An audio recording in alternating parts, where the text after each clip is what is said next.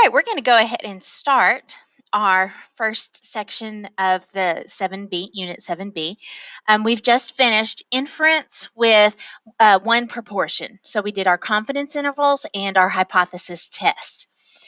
So you found that we were hoping that the sample that we would get would allow us to draw the correct conclusion about our null hypothesis.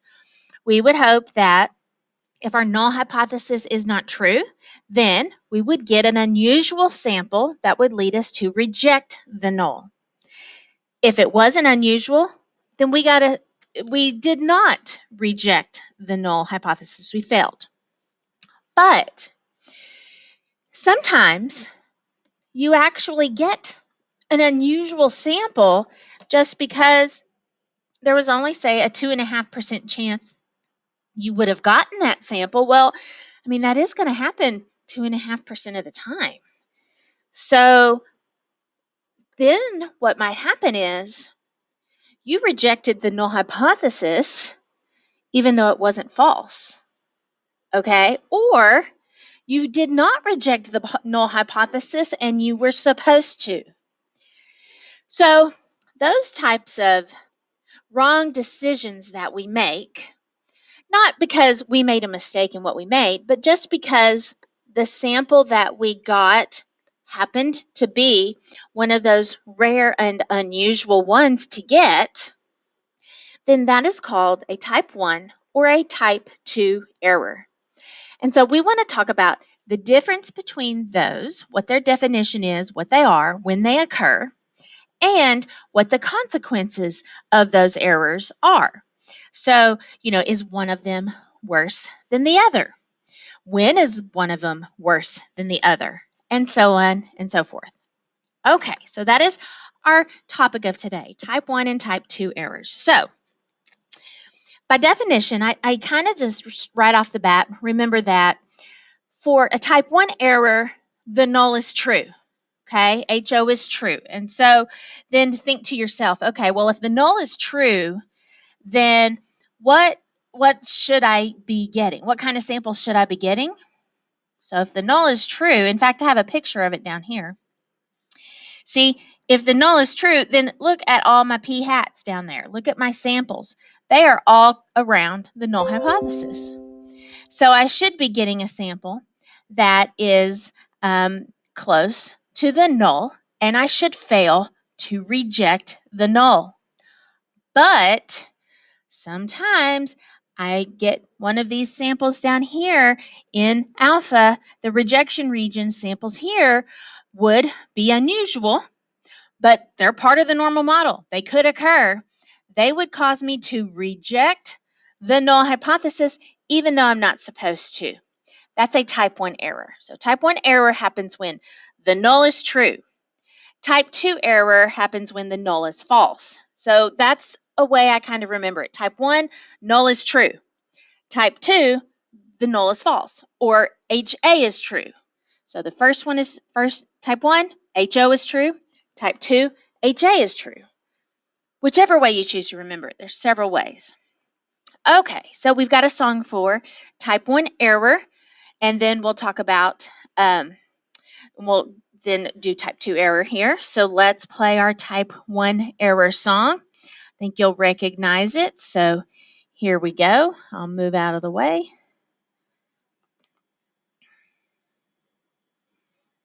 So if the null is really true, but we get a sample that causes us to reject the null.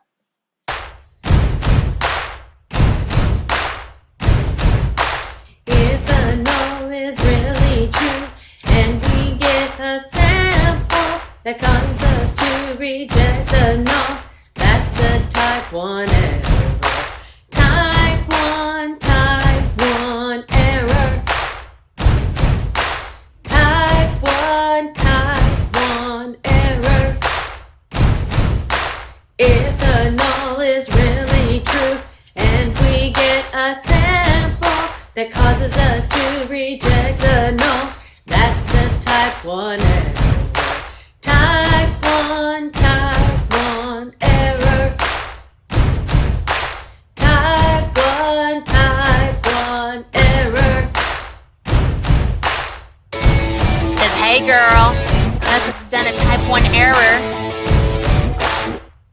because I shouldn't have rejected you. Okay. And so then I have that meme also on your notes there. Hey, girl, I think I made a type 1 error because I shouldn't have rejected you. Okay. All right, type 2. So this is when the null is false. Okay, so let's think about what should happen. Okay, and I have a picture of it down here of what's happening. So over here on the left is the null hypothesis. Okay, and then on the right is HA. So the curve on the left is where the data would be located if the null is true. But it's not true, okay? The reality is, and we don't know these things. We don't know. We're trying to figure it out. So the data really isn't located there because the null is false. And it is actually located here around HA, the alternative. Okay. So since it's located around alternative, you're going to have all these samples in here. Well, look, there are some samples here, down here in this section, that are close enough to the null hypothesis that they would lead you to not reject the null, even though you should have. Look at all these tons and tons and tons of samples that would lead you to reject the null. Well, but these few little ones over here would lead you to fail to reject it, and that's a wrong decision, and that would be a type 2 error. Okay, so what happens with the type 2 error is you failed to reject a false null hypothesis. And so that's the kind of phrasing that goes along in my mind when I have to figure it out. You failed to reject a false null hypothesis, type 2 error, type 2 error. And so then here's our mean. Why reject the null? Why reject the null? You were supposed to. Why reject the null? Okay, well, we got that unusual sample. So we had no evidence. We did not find evidence that caused me to fail to reject a false null hypothesis. Type 2 error, type 2 error. So here comes our type 2 error song. And so let's see how that goes. Here we go. You might remember this song actually not from the Beach Boys, but from the Minions. Banana, banana. Okay, so here comes type 2 error song.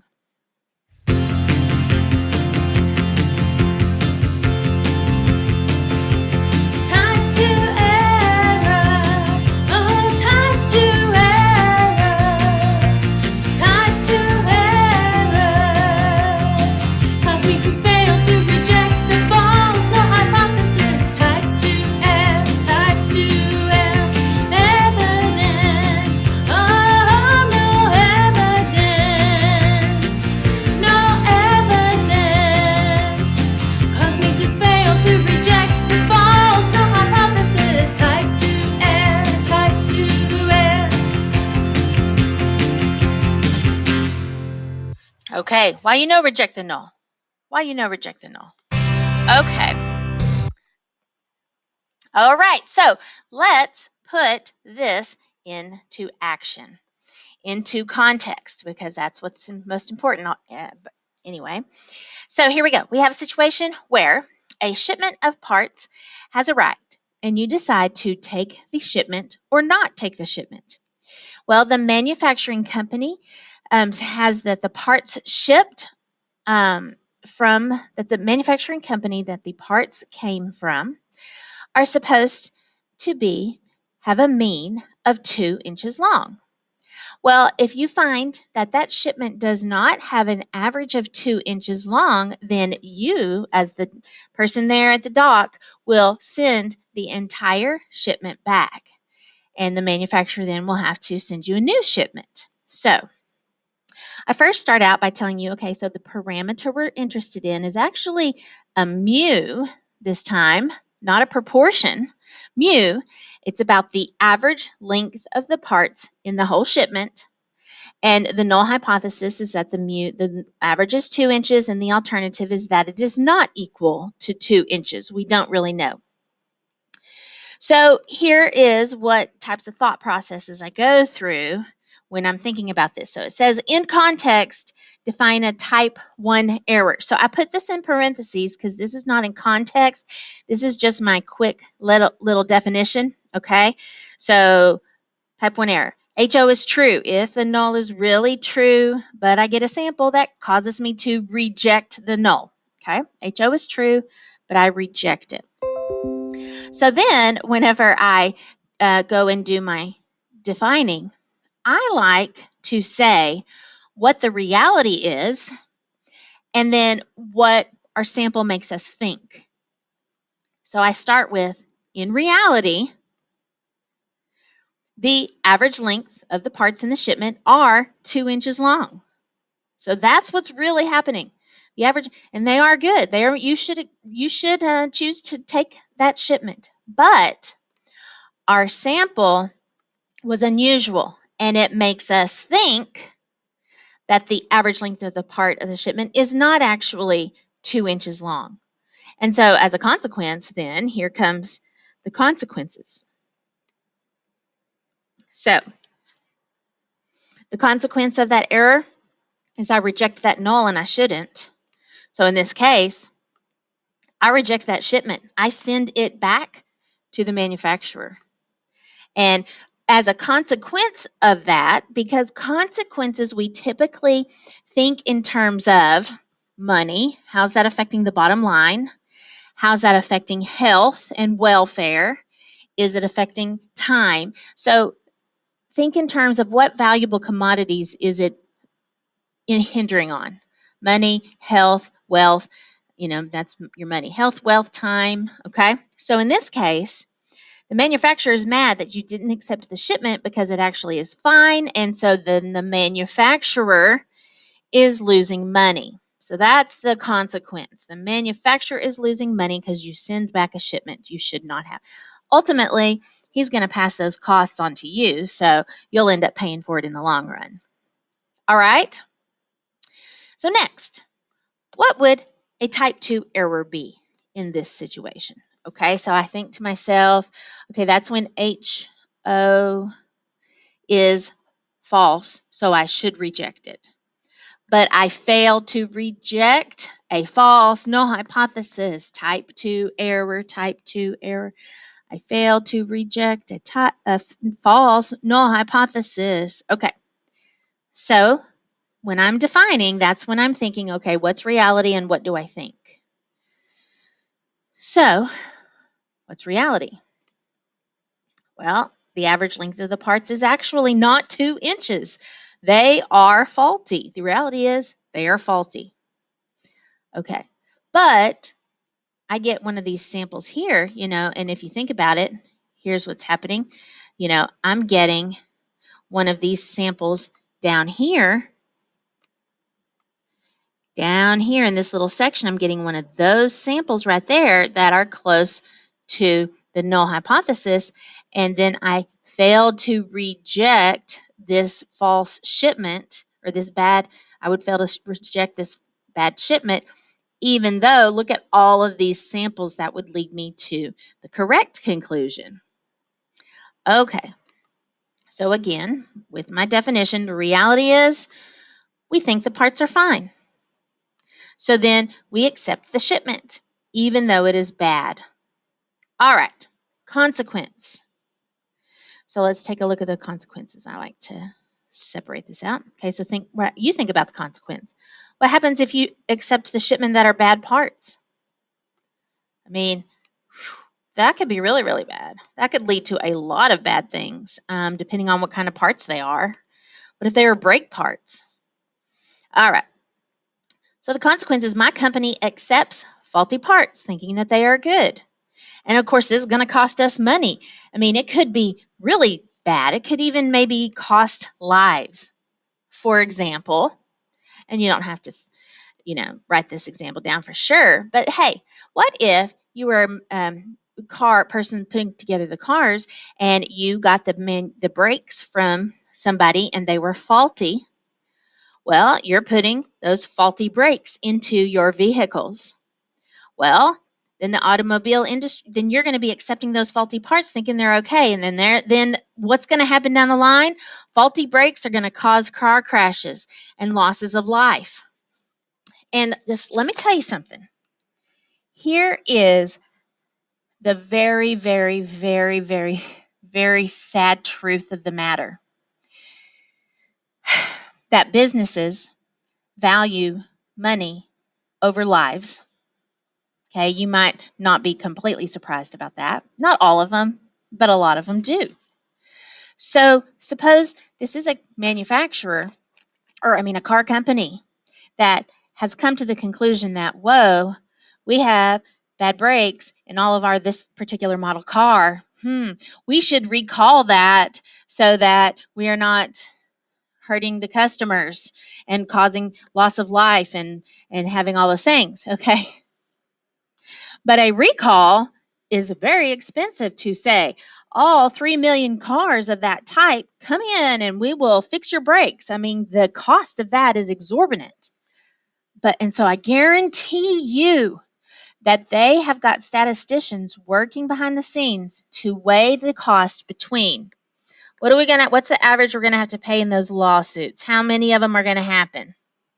Versus how much does it cost to recall that and pay for those? Okay, that's happening. Okay, so your faulty brakes are being weighed against how much is it going to cost to fix this problem. All right, so it's a big deal. Of course, now that you know about it, if you can show that you know about it, then they can take you for everything else you're worth. So you might as well go ahead and fix it. Okay. What type of error would you, the shipment inspector, the person who's doing the, really want to avoid? What would you really want to avoid? Which one of those? Well, I think I would really want to avoid that type 2 because I don't want to be accepting faulty parts thinking that they are good. Okay. How about the manufacturer, the person who sent you the parts? What type of error would that manufacturer want to avoid? Well, hopefully you can see type 1. Because if you remember correctly up here, that type 1 error is whenever they are they're doing that and you're sending them, you're rejecting their parts even though they are good. Okay, so that's what the manufacturer hopes. Okay, and tomorrow we'll talk about how can you manage, what can you control to change the probabilities of these particular errors. So you're going to see which one's worse so that you can then decide which one do I need to minimize the probability of that happening. Okay, so you get to try one on your own. And so let me go ahead and pause this video here. I'm going to let you read this through and try it, and then we will go ahead and try the whole page, and then we'll come and check and see how you did. All right, so pause the video now.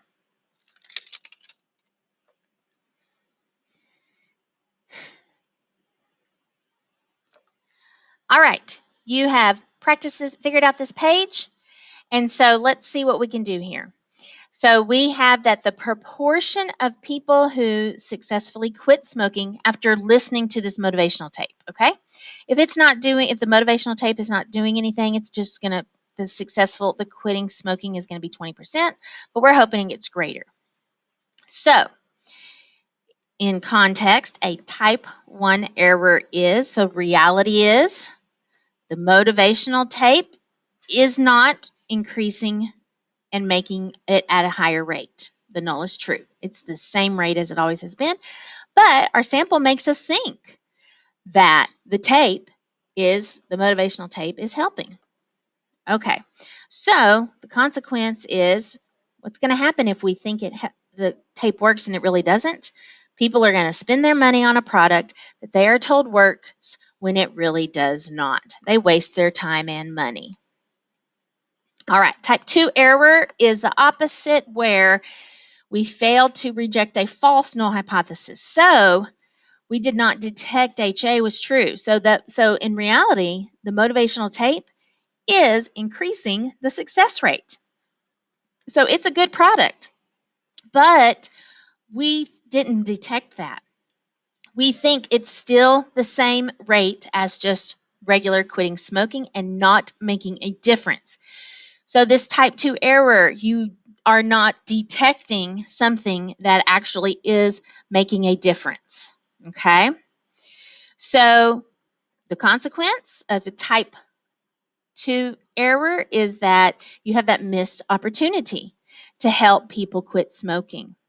All right, so this is interesting the way these questions are worded. It says, if you were the marketing director of the company that sells the motivational tapes, which type of error would you prefer to be made? So I actually ask, which one would you prefer instead of which one do you want to avoid? Okay, so the marketing director would, well, he's gonna sell the tapes if a type 2 is made, so he likes that. He wants to avoid type 1. He doesn't want, I mean, he would like, the manufacturer likes type 1 error because we think the motivational tapes help and we're buying them even though they really don't. So that's good for that company. All right, but what about you, the person who's trying to quit smoking? Which error would you consider more serious?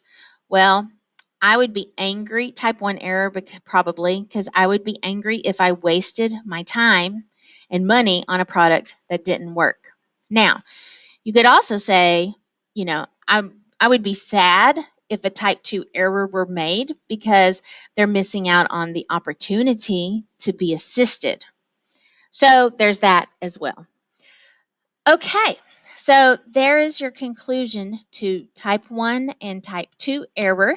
And so then you're going to practice that. You have 3 scenarios where you're going to go through those, defining the error and determining their consequences. Okay, so good luck to you on that, and we will check that tomorrow.